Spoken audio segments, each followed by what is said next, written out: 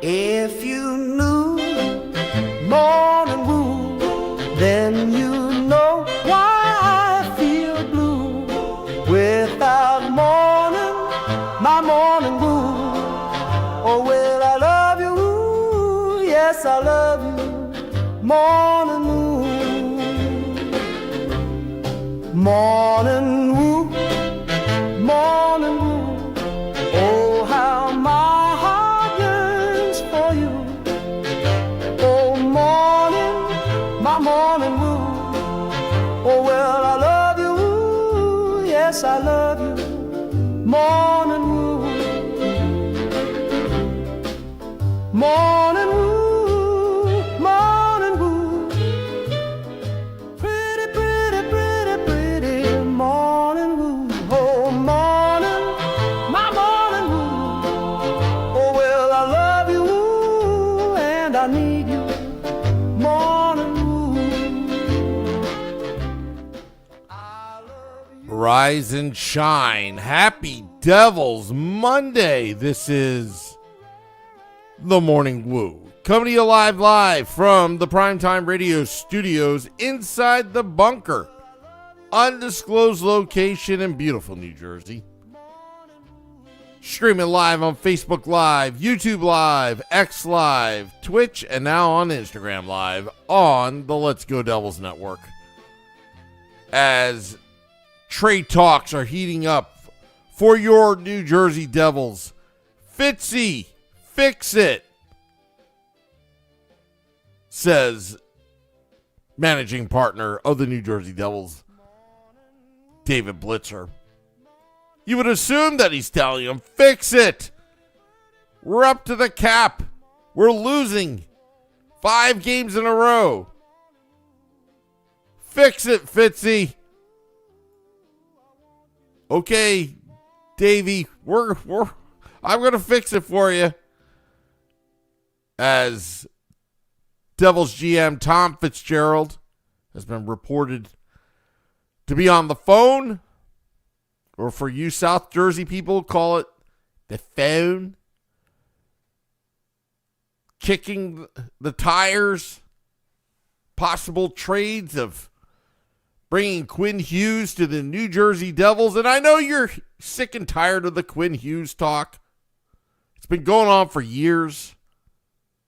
But the reality is, Tom Fitzgerald, I would say, in my estimation, is going to make a big move this week. He has to. Because we've talked about this on this podcast many, many, many times.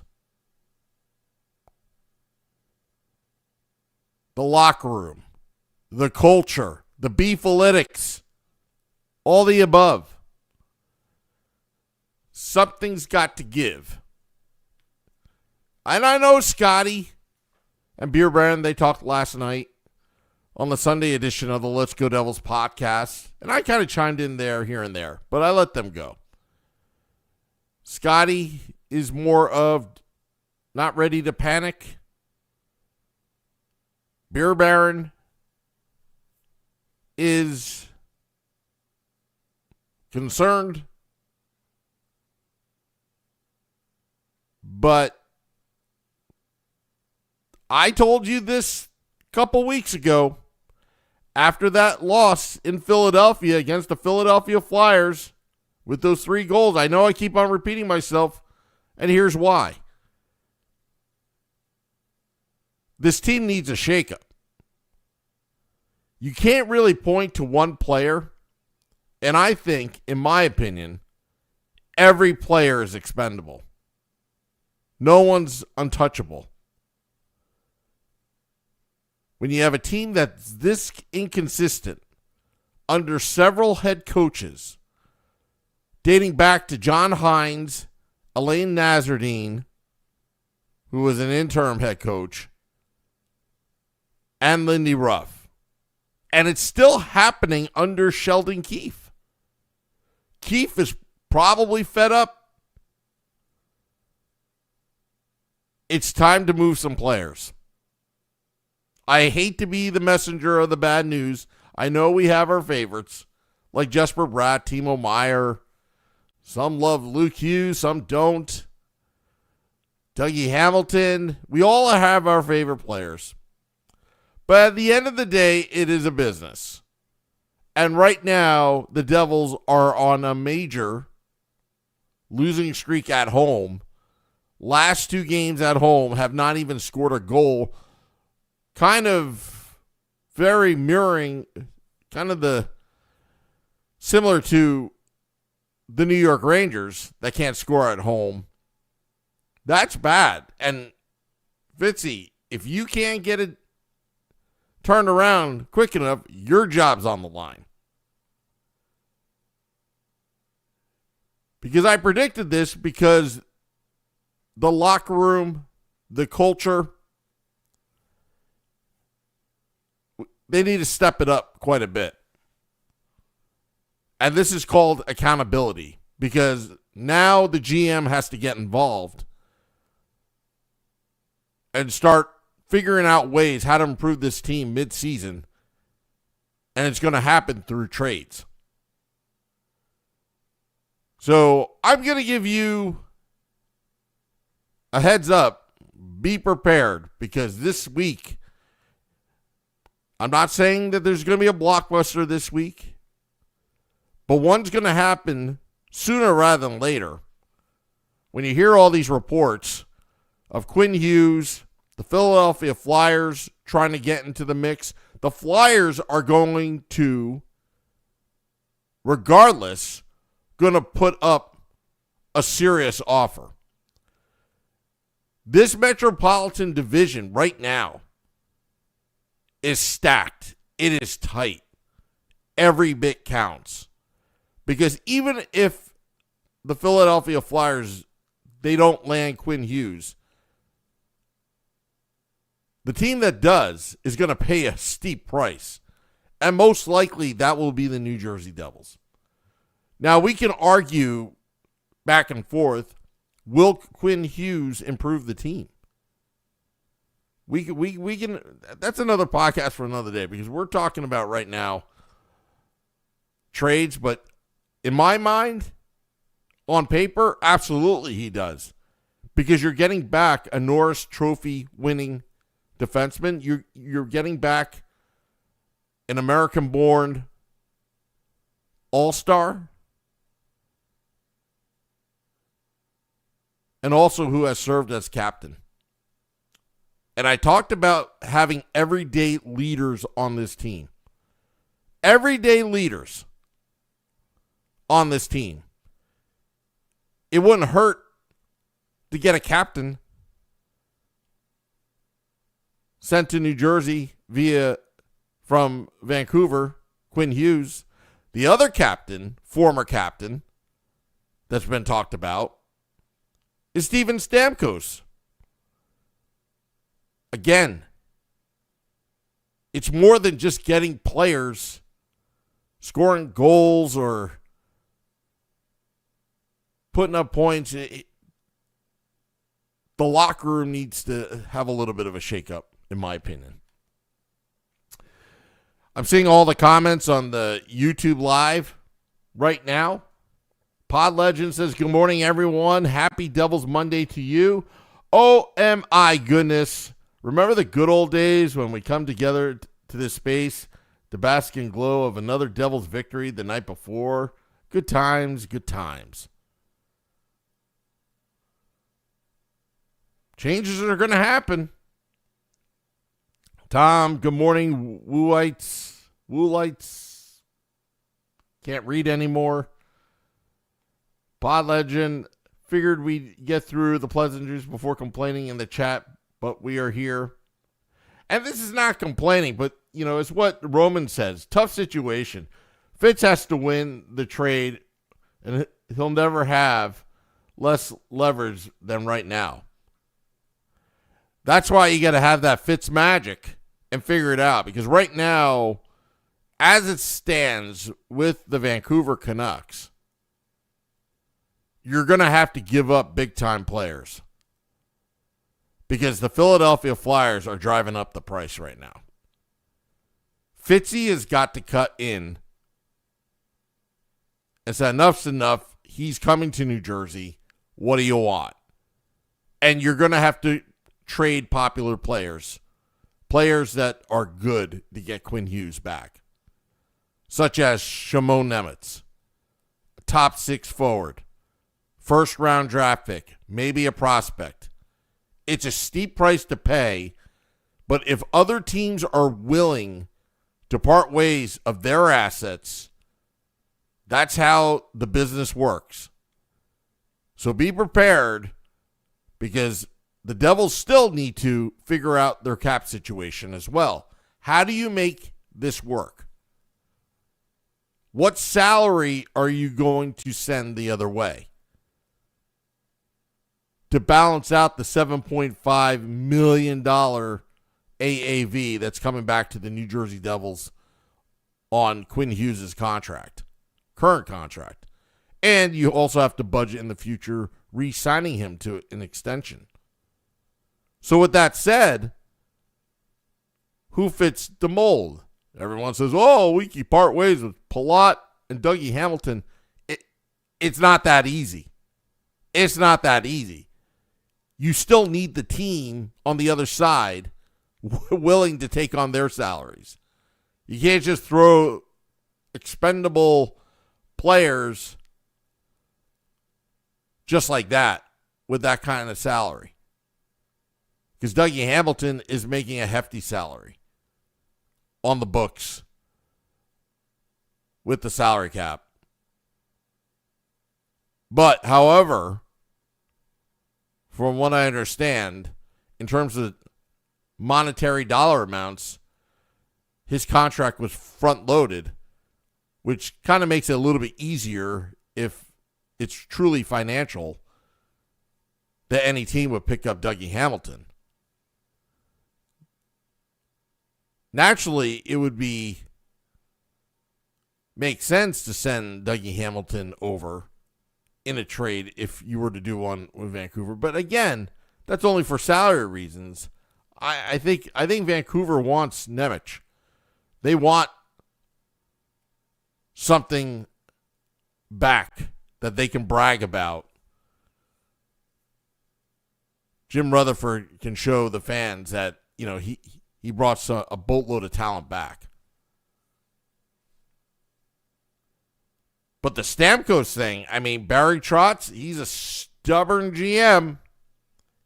He wants a premium from Ryan O'Reilly. Stamkos, whoever is available in Nashville. But Stamkos is a big risk.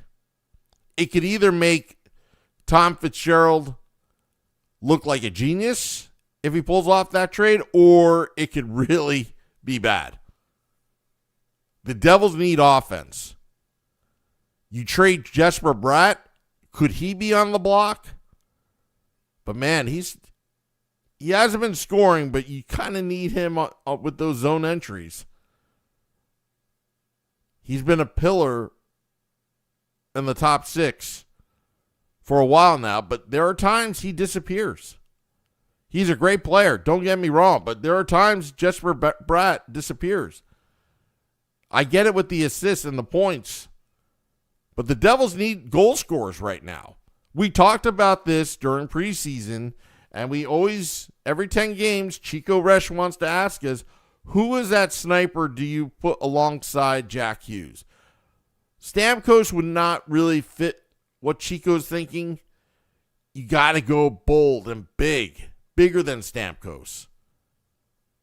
A winger that can score goals, create offense, and maybe be able to bang and have a physical presence on that left wing of Jack Hughes, assuming you keep Jesper Bratt. Not many players like that around. But we talked about Jason Robertson, but he's going to command a boatload in his next contract. Oh my goodness, says Hamilton has to go. back the other way with Quinn. Obviously, he wouldn't be the only piece. Oh, it's going to be a blockbuster. And I've said in the past that if the Devils are going to pull a trade with Quinn Hughes, they may need to bring a third team into this. A third team that can help them facilitate the trade. Or could they go do this trade dance together with Vancouver and try to figure it out? But the Devils have to figure out their cap situation before you send talent and assets back to Vancouver. They're going to command a boatload. But I think the Devils kind of lost their leverage here when Philadelphia, Rick Tocchet spearheading, okay, I want Quinn. That kind of changed the entire dynamics of this whole Quinn Hughes saga. You know, we talked about that the Devils had all the leverage here. They can run out the clock, and he's a free agent, and he can sign anywhere. But I think right now, if you the New Jersey Devils, it's a win now mindset right now. Where they are. We're tired of the rebuild. This never-ending rebuild. The ownership group, to their credit, Tom Fitzgerald spent right to the cap ceiling. Where are the results? And this is why Fitzy, this week, I think he's going to try to fix it. And we'll be on high alert for any breaking news this week, which may happen sooner rather than later, as the Devils are in a free fall in the standings with their 4 or 5 game losing streak right now.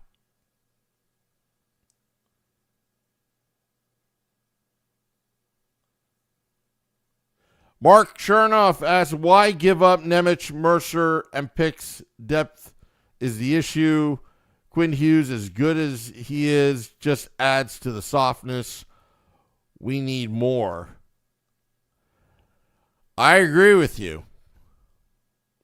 I again, in my opinion, and this is not discrediting Quinn Hughes or any of the players going the other way. I think once the Philadelphia Flyers, when their name got involved, I think it got everybody excited. Because if you don't trade for Quinn Hughes, and Quinn Hughes lands in Philadelphia, that could be a nightmare for the New Jersey Devils, because that could mean a playoff spot taken by Philly. I was the one that was really leery about discounting Philadelphia, but also the Pittsburgh Penguins as well in this Metropolitan Division, which is so tight right now. So tight right now.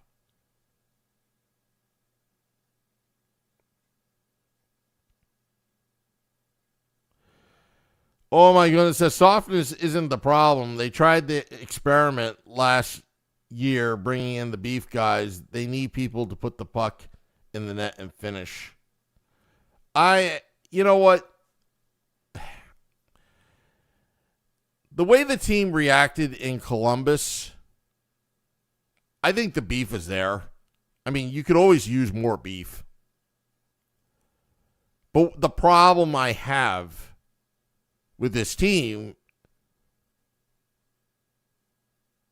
is they got shut out the next 2 games. Body language is everything to me. The body language, again, Tom was there. I saw the body language after they gave up 3 goals in 26 seconds. But the body language last Wednesday and Friday against the Stars and the Golden Knights was very telling. I think there's softness. I'm not talking about Braun right now. I'm talking about the mental toughness to try to figure this thing out when you're not hot, that's where champions are made, are the ones that are not having their best hockey, but are still finding ways to win games. And right now, the Devils are just not figuring that out right now. And the inconsistencies of this franchise the last 5 years, it's time to make a change. Whether it's Quinn Hughes or not, we can make that argument. But I think a lot of it is the Quinn Hughes thing has nothing to do with what's happening currently. It's more of a long-term thing. I guess to keep the Hughes family happy, I guess. I don't know.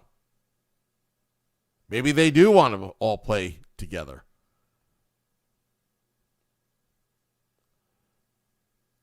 I guess Tom has no interest in Stamkos. I have no interest in Stamkos either. Unless they're willing to give him away for like a third rounder. Which is not going to happen with Barry Trotz, by the way.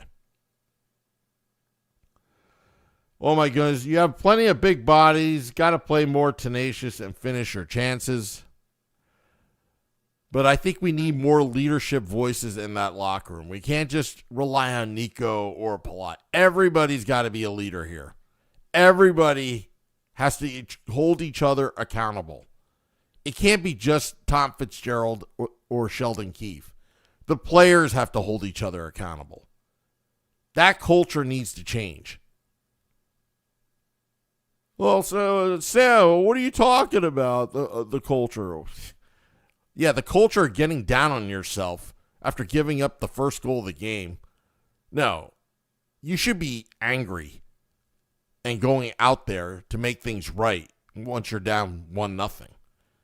Instead of just getting so down on yourself and then suddenly you're down 2-0 and really getting down on yourself. No, go out there and punch him in the face, figuratively speaking.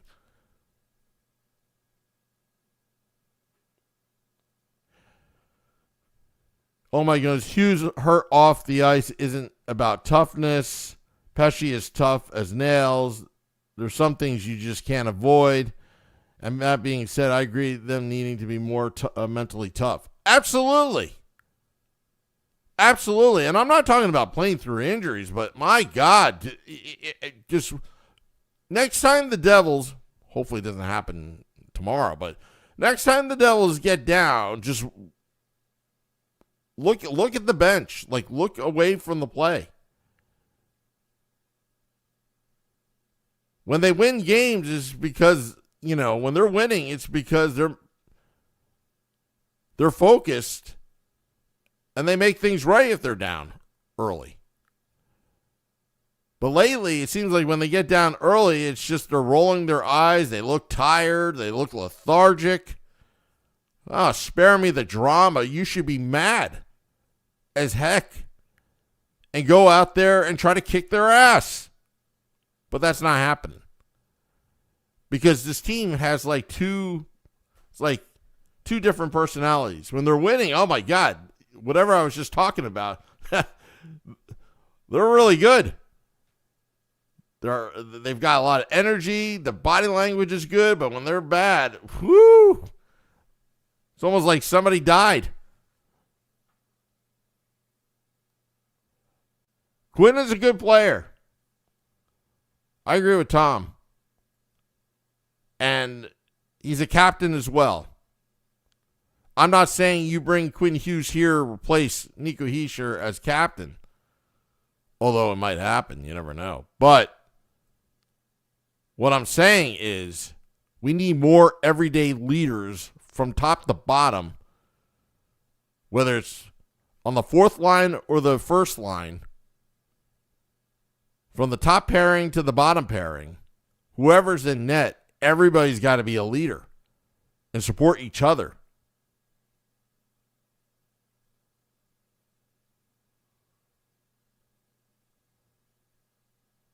They need to play with more energy and more purpose. You got to have a purpose out there.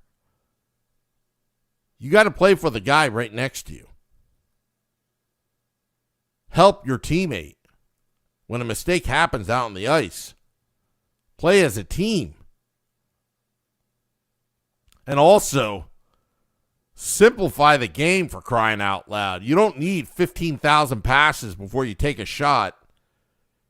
The reason why you're not scoring is you're not putting the shots quickly on net. Make the goaltender work. Stop telegraphing your shots. The goaltender, this is the National Hockey League. If you show the puck on your blade and the goalie has a clear view of it because you're not creating traffic in front of the net, they're going to stop it every single time. You create offense by applying pressure at all times. It doesn't need to be the perfect shot. It doesn't need to be a pinpoint accurate wrist shot. Just put it on net. Bounces happen. And if you're lucky enough, you can put one home. That's how you get out of a slump. Just put it on net. Who cares if it's a bad shot? Because you never know if you can catch a goalie off guard if you can just quickly put it on net.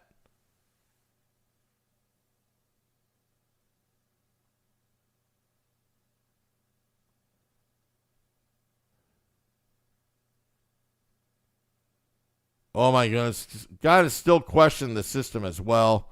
They look like they're playing slow and not getting inside at all, sacrificing offense for defense, but the defense is still not great.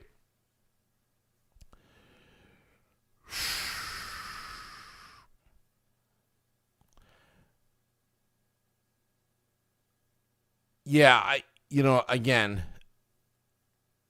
the other thing too, they don't play desperate.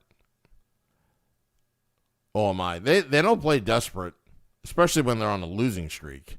Not desperate enough. I mean, Boston was a little bit of an improvement, but still, it's not there.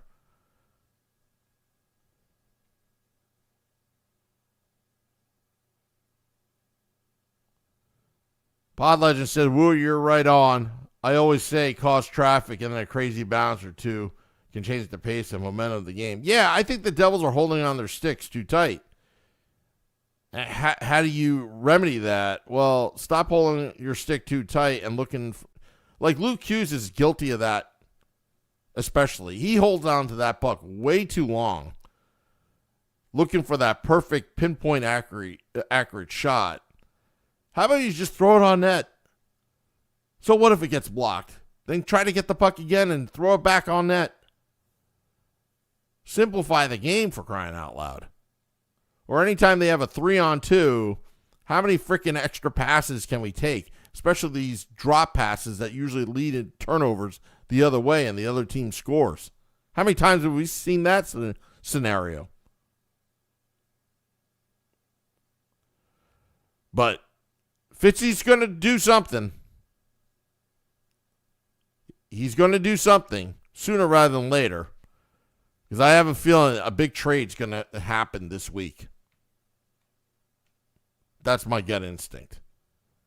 It may not, but I'm sure the Devils are trying to figure this one out. And by the way, Vancouver is coming to town 6 days from now. That should be interesting, the storylines. Well, I want to thank all those tuning in to this Morning Woo.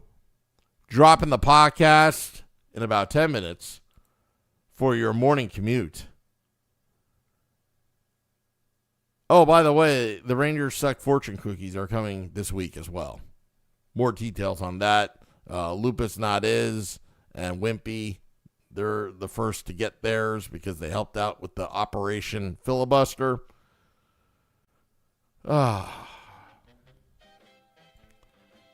Well, thank you to all those tuning in. Again, dropping the podcast in 10 minutes. Enjoy your morning commute. This is the Morning Woo. Till next time, the ceremonial sip to you, the Devils fan. I drink to you. Hopefully, a big trade is happening this week.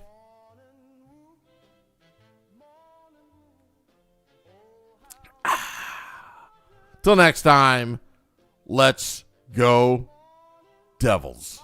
Oh, well, I love you. Yes, I love you.